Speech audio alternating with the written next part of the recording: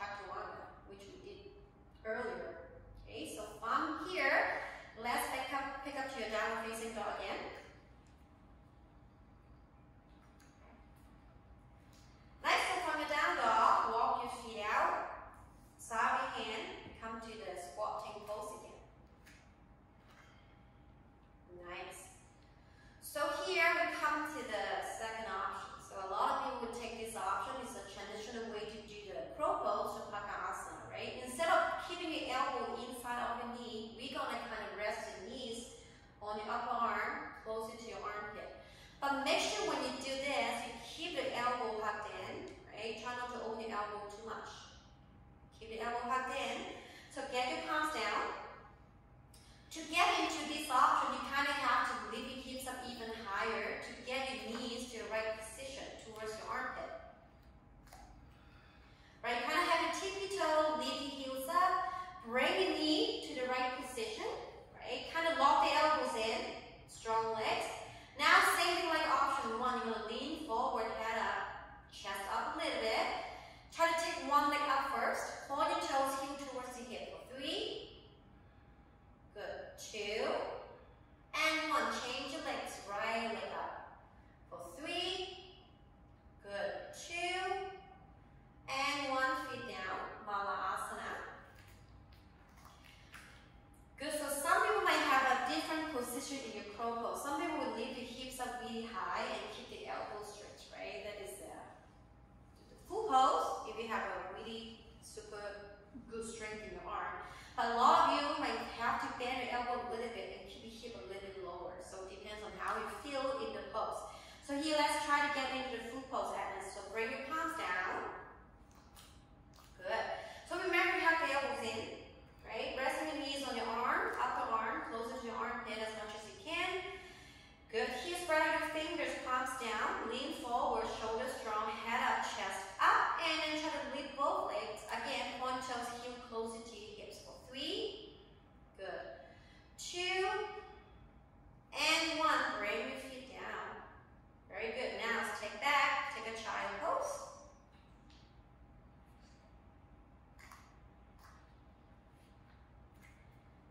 So